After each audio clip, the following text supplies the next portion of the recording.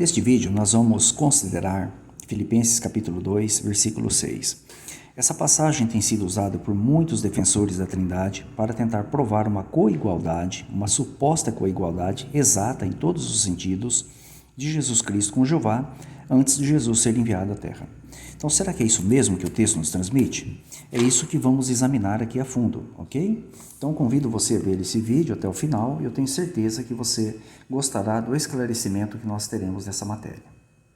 Então, está aqui o texto de Filipenses capítulo 2, versículo 5. Peço desculpas aí, às vezes a tela treme um pouquinho, né? Porque nós usamos aqui apenas um celular filmando.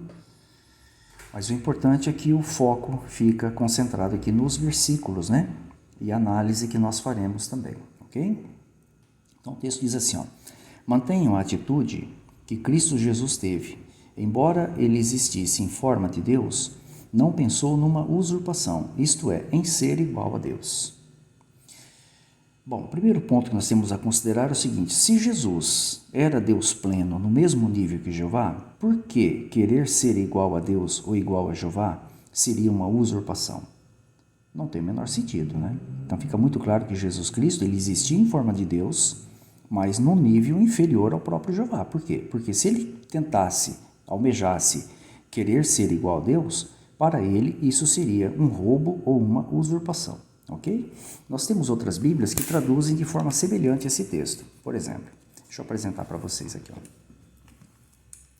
Nova tradução na linguagem de hoje. Vamos ver como que esse texto está transcrito.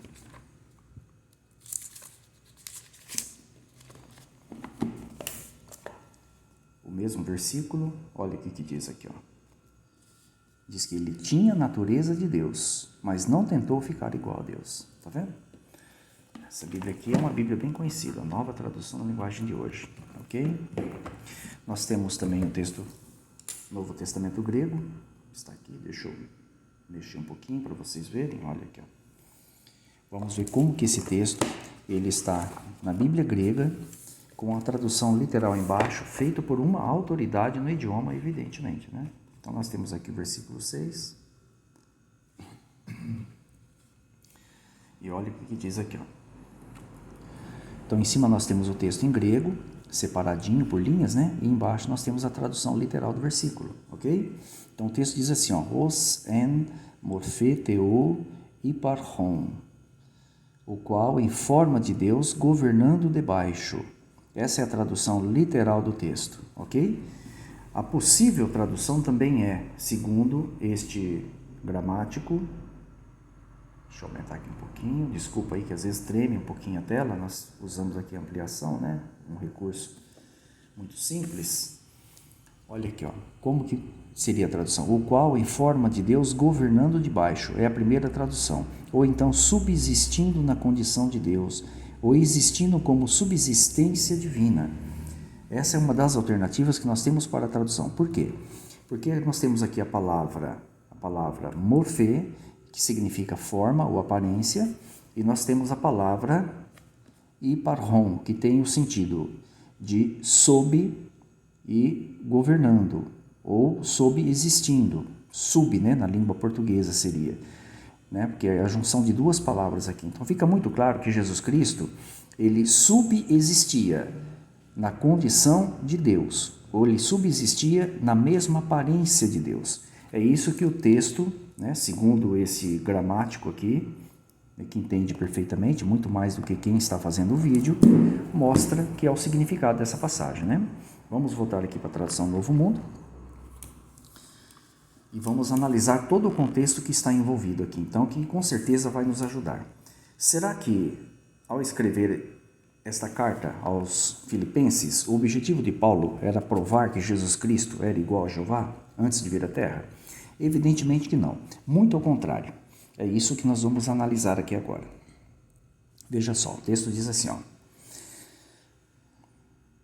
se há, pois, algum encorajamento em Cristo, algum consolo, com companheirismo espiritual, algum terno sentimento e compaixão, torne plena a minha alegria por terem o mesmo modo de pensar e o mesmo amor, sendo plenamente unidos, tendo o mesmo pensamento.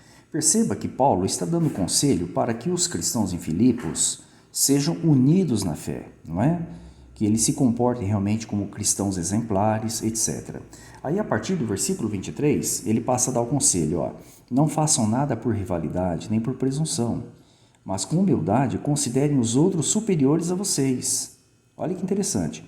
Ele estava aconselhando os cristãos a serem unidos, né? E usando, evidentemente, ele vai aqui usar o exemplo de Jesus Cristo para considerar os seus irmãos na fé superiores a si mesmos. Olha, continua aqui, ó, buscando não somente os seus próprios interesses, mas também os interesses dos outros. Mantenham a mesma atitude que Cristo Jesus teve. Isso aqui faz parte da continuação. Olha aqui o versículo 6. Embora ele existisse em forma de Deus, não pensou numa usurpação, isto é, em ser igual a Deus.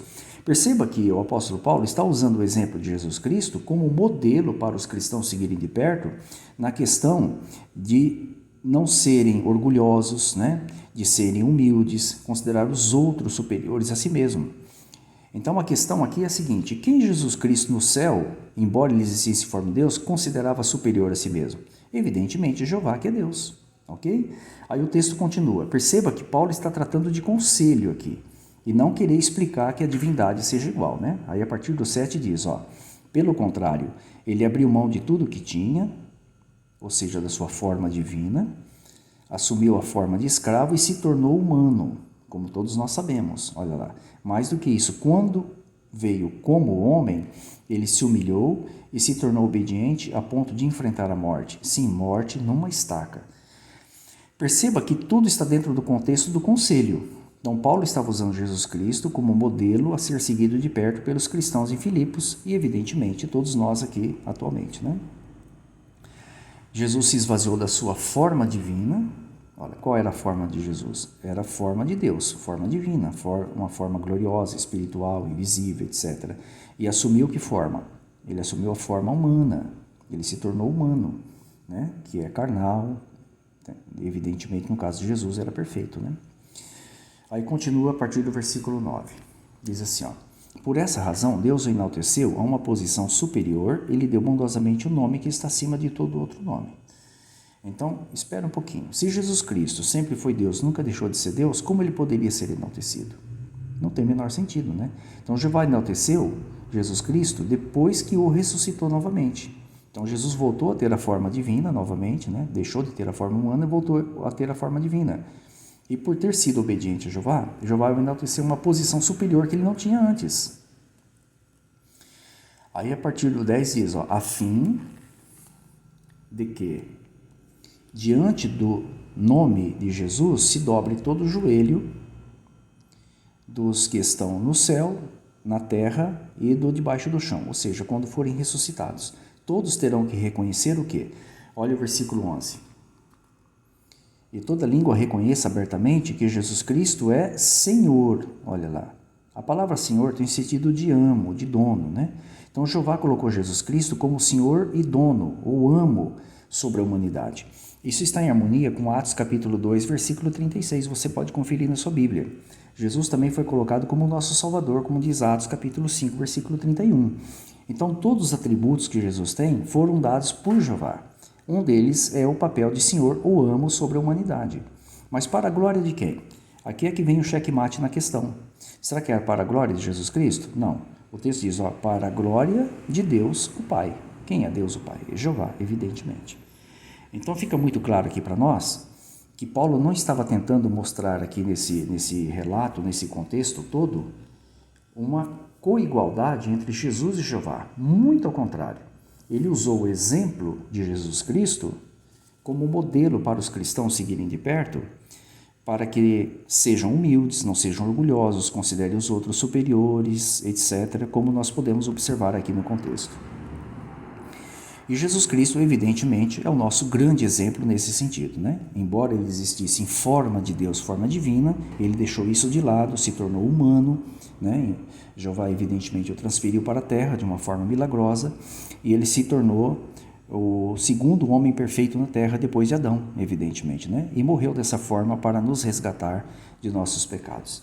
Então fica muito claro aqui que não tem nada que venha corroborar o conceito de que Jesus era exatamente igual a Jeová em todos os sentidos. Muito ao contrário, né? E mesmo depois que Jesus foi ressuscitado, isso também não pode ser apoiado, pois Jesus recebeu tudo de Jeová, né? Até o título de Senhor foi dado por Jeová para ele, ok? Então eu espero que esse vídeo sirva de ajuda para todos vocês, né? Que fica muito claro que tentar colocar esse conceito da Trindade na Bíblia, realmente, quem tenta fazer isso não tem o menor êxito.